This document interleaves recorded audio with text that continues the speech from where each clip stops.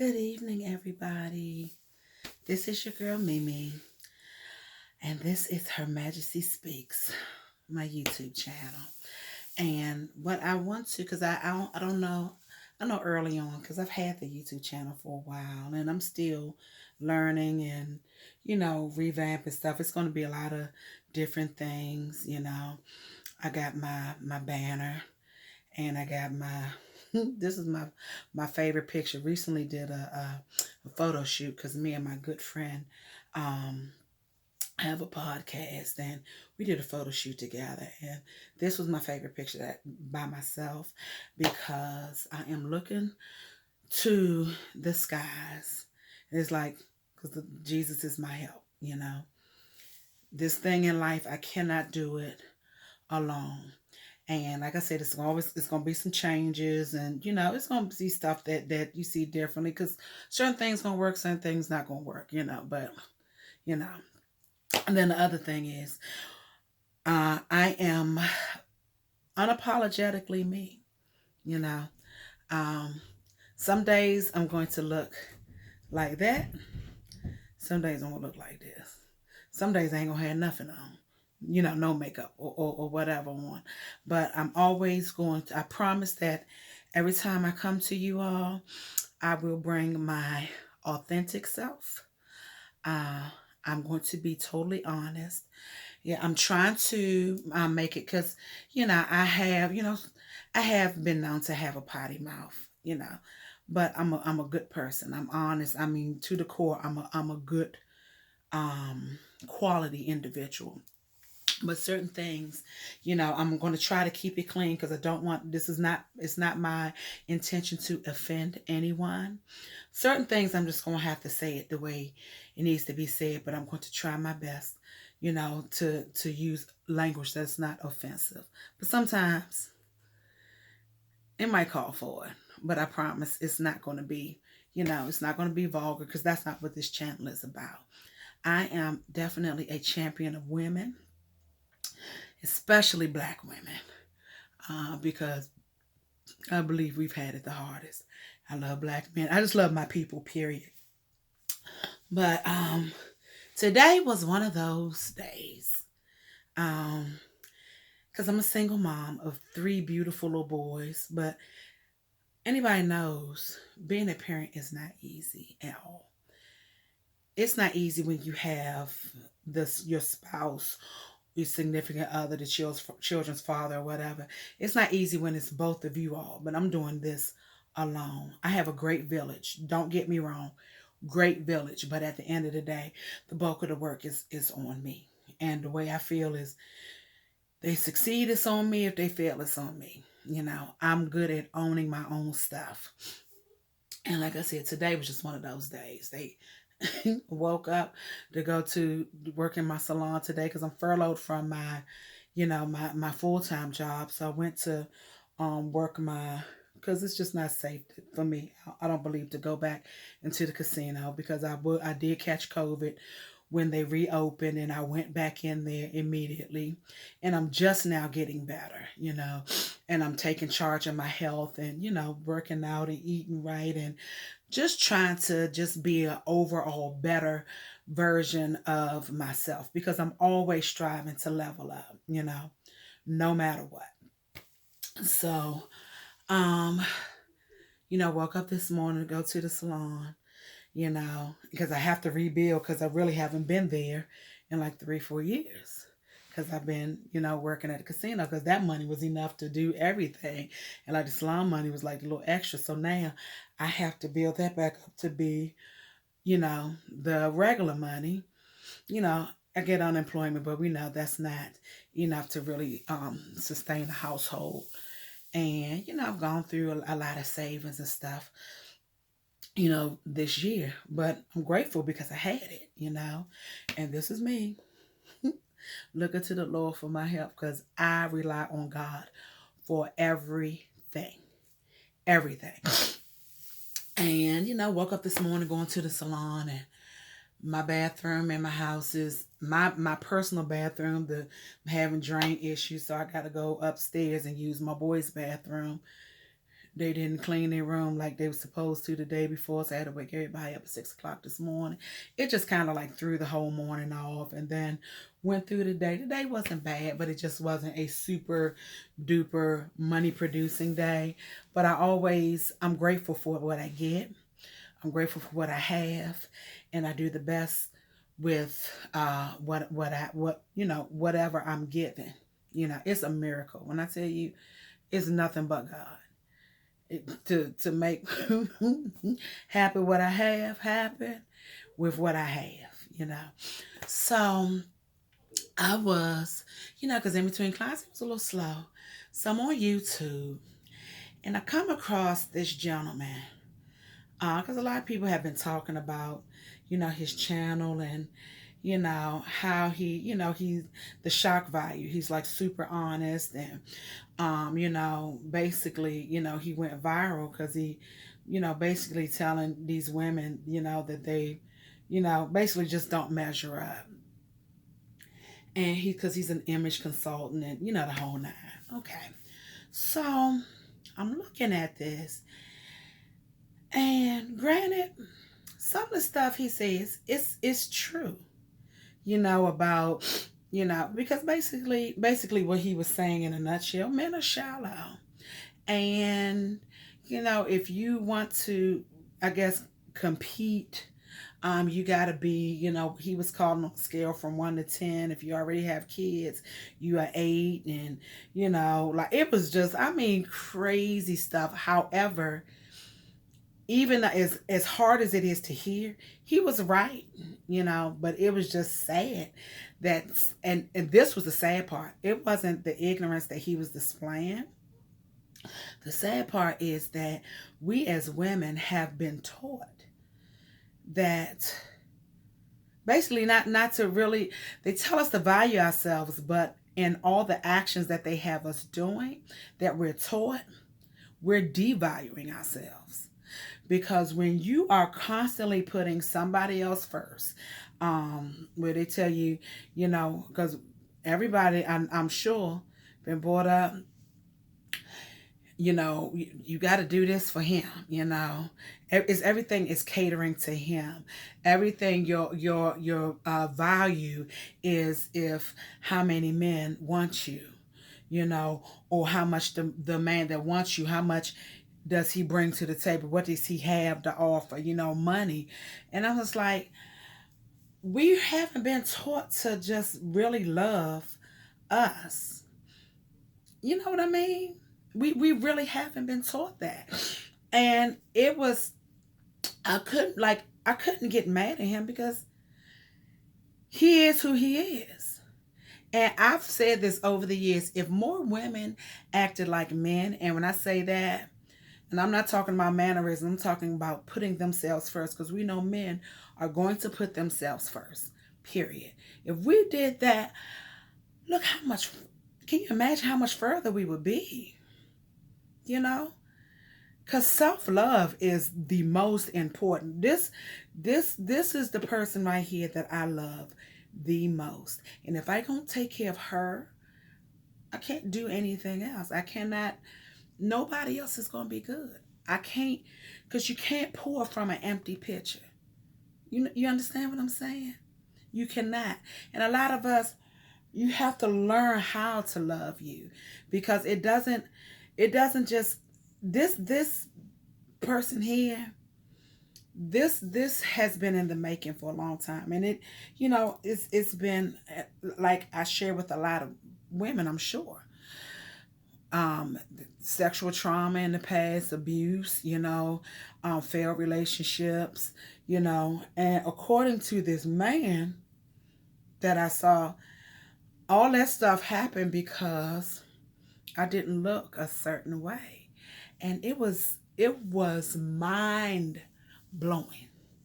And I felt so bad because me at 45, I know exactly who I am. I have a freedom with myself that I'm unapologetically myself at all times. At all times. The same, I am consistent.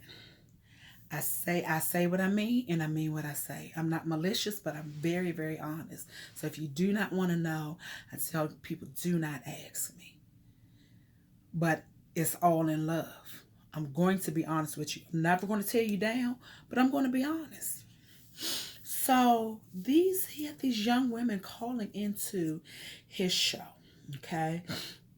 And I was watching, these women were like between the ages of 20 and 30. And we all know how delicate that age bracket really is. We know that that's a delicate, time in a young woman's life, because we're growing into womanhood. We don't, a lot of us have already been torn down, and we already feel less than, and you know um depending on, how you were raised, what you saw, the examples you had in front of you. Some women, they saw that their mother had them early, so they had early, because the cycle repeats until somebody breaks it. But I mean, that's just reality. And what this gentleman was saying was, basically, you are damaged goods, and you can't get a quality husband. Like, nobody's going to want to marry you if you are, not perfect. And I was like, what a load of shit. That thing went through me. I was infuriated, because I know at that precious, those precious years, because you still don't know who you are as a woman. He, in their minds, what he was saying was the be all end all. So the questions he was asking was, it was nothing of, what type of person are you? He said, how tall are you? And how much do you weigh? And I was like, okay. And then he asked the young ladies, how do you rate yourself on a scale of 1 to 10? And basically, because if you have a child, you're already at a deficit. So he said, if you have children, you can't be more than an 8. Now we know that's a bunch of crap. But these young women, a lot of them don't know that. So they're seeing this man that's accomplished, and of course, since he's on YouTube and he has all of these followers, he has to be, an expert. He, this is it. And the women, one by one, I could see their little, their self-worth was so diminished. It was diminished already, because you're calling in to somebody that you don't know and telling them, I need you to assess me and tell me that I'm good enough. And he was just tearing these women down. Like, one girl said, and he said, what do you rate yourself from 1 to 10? She said, and he said, no, you can't use 7. He said, Beyonce is an 8. And I was just like, well, shit. If Beyonce is an 8, and the way, a lot of these women look, like, she is glammed out, and, she has a whole team to make her look fabulous. Most of us just got us and a little Maybelline, Mary Kay, a cover girl or something in the bathroom. We doing the best we can with what we got. And he basically, the girl says, well, because since Beyonce was 8, of course, she couldn't be 8 in her mind. So she said, I think I'm a 7.5. And he was like, I mean, if you take that weave and that those lashes off and that makeup, what do you look like? And I was like, oh my God. And he said, at best, you're a 6.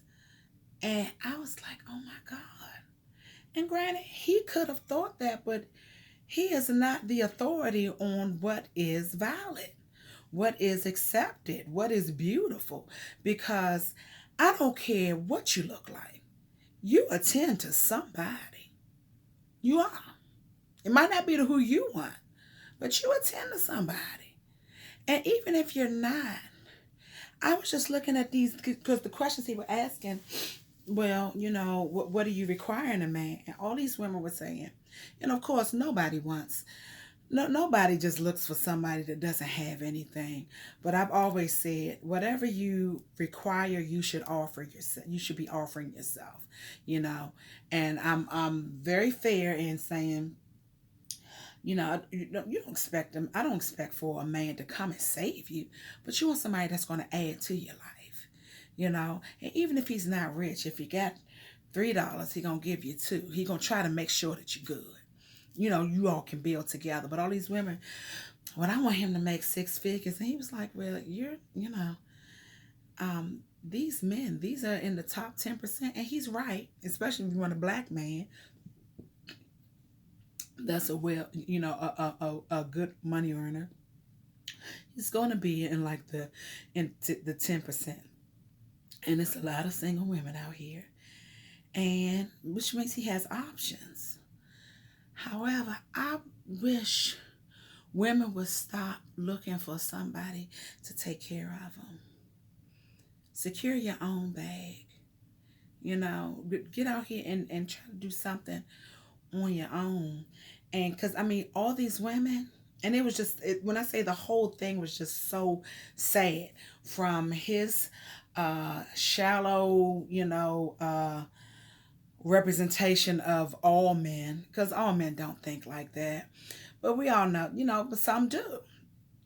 Um, and from the women, what all they wanted was shallowness, because all they said nothing of the man's character, nothing about his faith, his spirituality, nothing, nothing about integrity, honesty, hard work, ambition. All they were saying was, basically, I want a man that makes at least six figures. And he's like, what do you have to offer? She's like, well, I mean, I'm pretty. And I was just like, wow. It was the saddest conversation. It went on for like 2 hours.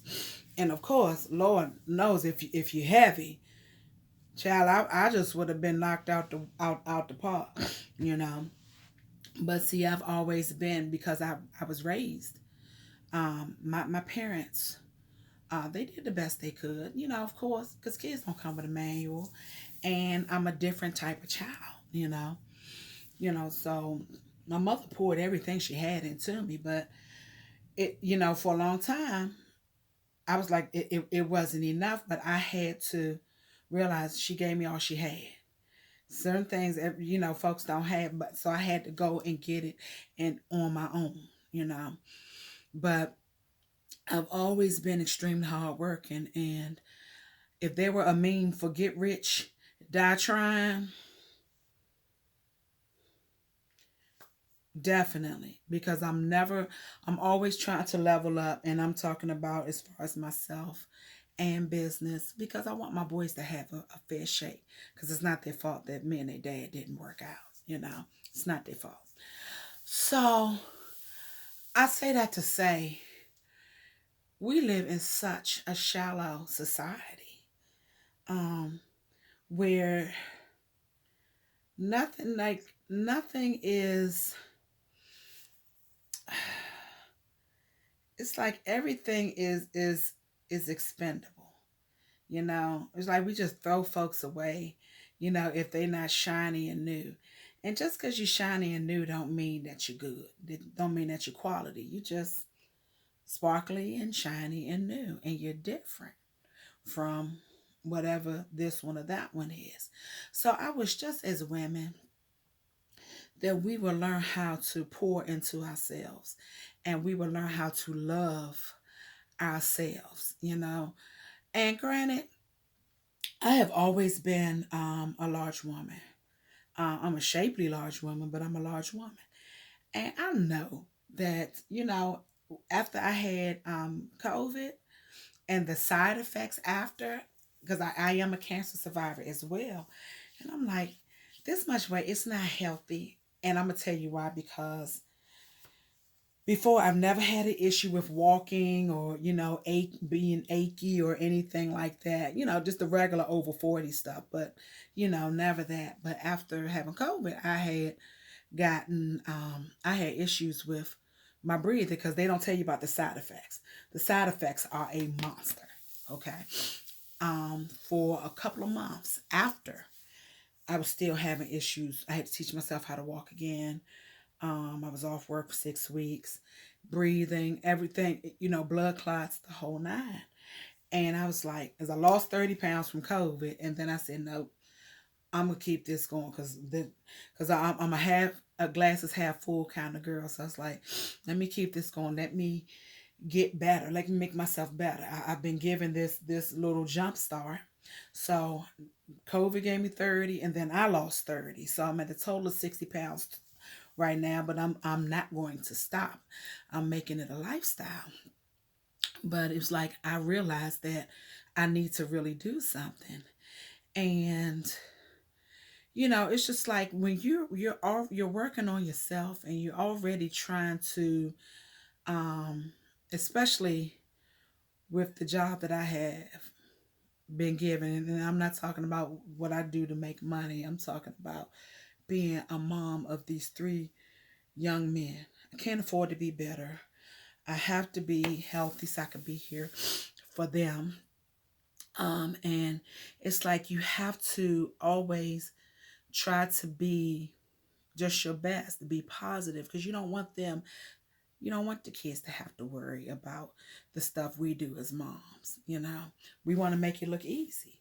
Now granted, I talk to my boys about everything, because because they constantly asking for stuff, and I'm like, hey, these are the bills, because I'm the credit lady as well. So because I help people, um with their finances and their credit, because once upon a time your girl wasn't, really together on her finances. So I had to learn those things. And I got that. I learned that. I developed that muscle, that financial muscle. So it's like, because I've always made a lot of money, but I didn't always keep a lot of money. It's like as fast as I made it, or even before I made it, it was spent because I'm so used to fast money. But it's like now, you know, that financial muscle I had to build. So now this health and wellness muscle I'm developing, I gotta build, you know. So, but when you're going through, you gotta and even as strong as I am, and as uh trying to think of the word, like I have a lot of, I know my worth. I definitely do love myself. It's not a facade at all. I have learned to love me. And it took some years. Not gonna lie. It took some years. But I really love me. And um even still, as strong as I am, and that's why I was just trying to get back to with the young ladies that were calling into that show. I know they're not as strong minded as I am. So they're easily manipulated and made to feel less than. But I still struggle, even though I know that I'm doing everything right that I can do with my children. But when you have those days, like today was one of them days, it was rough. Because because everything I do to make money is, I'm in customer service. I have my hair salon. I have my mobile bartender business, and it's January, so anybody that's ever done sale, well, now it's February, but for the first after Christmas, the first like 7 weeks of the year are like brutal because people are trying to recover from Christmas, and then we're in the pandemic the whole nine. But I say that to say, I still every day have to talk myself through and say, you got this, you know. God is gonna make a way because you're hardworking, you're honest, you're trustworthy, you are faithful. You're a good mom, you're a good person, you're a good daughter. I have to constantly pour into myself and tell myself And not tell myself, I have to remind myself of who I am and whose I am. And even with that, as strong as I am, I still have moments of, damn, am I enough? Am I doing enough? Am I doing everything I can do? Because even we all know, even when you do your very, very best, sometimes it's not enough. Or when you do your very best, it doesn't yield you the greatest results. That's what I teach my kids too. Sometimes you do your best, you're not going to get an A out that class. Your very best might be a C, but you give it all you got. And if we stop, I believe we need to stop putting so much focus and on what other people deem as acceptable or deem as worthy. You understand what I'm saying? We have to learn and know that we are enough just as we are. Because it's always going to be somebody more than. It's always going to be somebody cuter, always going to be somebody smaller, always going to be somebody better dressed. It's always going to be somebody with more money. It's always going to be somebody more. So you have to be okay with you, period. And we need to learn how to, just like I said, and I get up every morning at 4 o'clock to go get in the shower and go to the gym. Like, okay, this didn't happen overnight, but you got to stay at it because you're worth it. You are worth it all by yourself. Not to get no man, not to get the approval of somebody else. You are worth it. And I wish all of those people that have children, period, we need to start pouring into them and let them know that they are enough. We need to validate them on a constant basis, on a consistent basis, so that they don't go seek validation from others. Because we know everybody's not a good body. Everybody's not. They're not. And it's very dangerous when you're seeking validation from somebody that's already broken. Because two broken people together, it just leaves pieces. Nothing is whole. Just a bunch of shattered bits and pieces of mess. That's what happens. So we need to start loving ourselves. Period. If you big, you go put them clothes on. You go make sure your clothes fit. And I don't care even if you're small, make sure your clothes fit. Take pride in yourself. Take pride in your appearance. No, you don't have to have a whole bunch of money. Just care about what you presenting first of all, care about what you're presenting to you. And then what you presenting to the world. Because you are your brand. You are. And the thing is, and I'm a firm believer, because when I tell you this man, oh my God, he was telling these women that they weren't attractive because he's an image consultant. He's like, this is what I do. I have degrees. And I mean, you could tell he himself is very insecure. Very. But these women are young. They don't see that. They ain't have enough life experience. But he was very insecure in and of himself. And we all know that hurt people hurt people. So he feel less than, so he need all of this stuff to make him more of. And that's what he's trying to teach these women. And we all know, I don't care, you could be labeled down. You can have the most expensive stuff. You can have all the money in the world. You can have all the trinkets. But if this ain't right, and if this ain't right, it doesn't even matter. You're not going to be happy. you're not going to feel whole. You're going to be constantly looking to fill your cup with things that just don't matter, things that are not of substance. You know, it's nothing. We already live in a shallow society. We have to learn how to just be enough, accept that we are enough, that we are valuable, and that we have something to offer the world. Period. Everybody might not be meant to be rich or be meant to be grand, or but you matter to somebody. That I know. I don't care who you are or where you are. To somebody, you are the greatest thing since air. And their life will not be the same if you are not there. So, again, I need for us to focus more on just being a better version of ourselves. And it can start small. You know, you just got to love you. And a lot of times, it's so sad because, and I used to say, this was so funny. I was at the gym, and because I haven't, you know, I just bought a scale. That's how I found out I lost the weight, because I ended up having to go in the hospital with COVID. So I found out, that's how I found out about the first 30 pounds, because I didn't even own a scale.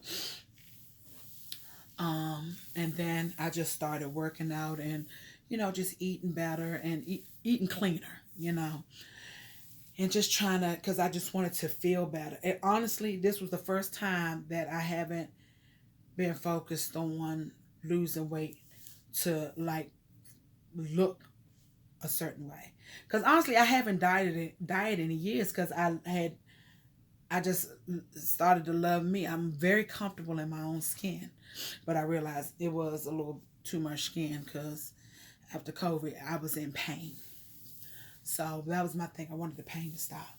So when I started, you know, started working out and stuff like that, and that's when I, you know, the scale um and found out. So I was at the gym one day, and this was about a week and a half ago, and I looked in the mirror, and for the first time, I was like, is this a trick mirror? Literally, I'm not lying. I really thought that it was a trick mirror in the gym that made me look smaller, because that was the first time that I saw me, you know, saw the progress. And I was like, wow. And I said to the one of the employees, I said, is that mirror all right? And they looked at me like, what? Like, lady, what, are you on something? And I was like, no. I said, because I look smaller. And they were like, you working out? But it was so sad, because in that moment, I realized, even though I'm looking at myself and I see with my own eyes, because I'm a realist, I see that I'm much smaller than I was, I still didn't believe it. And I was like, wow. And in that moment, that's when I had that aha moment. Like, why is it so hard for us to believe good? It's so easy to believe bad. And that's what it is too with growing up. People can tell you that you're beautiful. People can tell you that you're smart. People can tell you that you know, that you're the greatest, or, you know, they give you all the accolades. You don't remember any of the accolades. All you remember is that one, I mean, she all right. Or he all right. Yeah, I mean, you know, or he ugly or she ugly. That's the bad stuff is what we remember. We don't ever remember all the good. And then even for myself, that's why I said I had to be real with myself. And I've just been having a lot of aha moments. And when I saw this representation of this mess online on YouTube, on a YouTube channel, I was like, oh my God, I did it too. Like, I can't believe all the good stuff. I can't believe that in the progress that I'm pushing forward, that I'm making strides. All I'm thinking is, babe, but because I have friends that they'll always, this one in particular, and we're really close, and like you are big, big, big, and I'm like, I ain't gonna be that many more bigs now. Come on, you act like this is my 600-pound life or something. But it's like that's the stuff that we focus on. We don't focus on the good, and we need to focus more on the good stuff. We need to compliment each other more. We need to love up on each other more. We need to love up on ourselves more. So that's was my lesson that I took, that I had to learn. And this is what I want to talk about tonight because it's so important. Especially as women, we take care of everybody else. And we don't take care of us. And I use this, because I have, because, girls are taught, don't overshadow the man. You don't want to make him feel, less than. You gotta build him up. You gotta make him feel like he's the head of the household, even when he's not equipped. You got to pump him up, so he can get out there and get that bag. You got to do this. You got to do that. But nobody ever pours into us. It's like, when is it gonna be our turn? When somebody gonna love up on us and pour into us? But that's when said you have to teach people how to treat you, so you got to pour into you first. And I was talking with one of my good friends. He's such a chauvinist. He really is. He's a good guy, but like caveman mentality. And we were talking. He was like, shoot, the government give all the women get all the jobs, and the black man can't get a break, and and granted, black men got it bad, but black women have it worse. Um, because we are the most unprotected species on this planet. Period. But I had to explain to him, and it was the only excuse me way I could break it down where he would understand it. And I said, just take for instance slavery.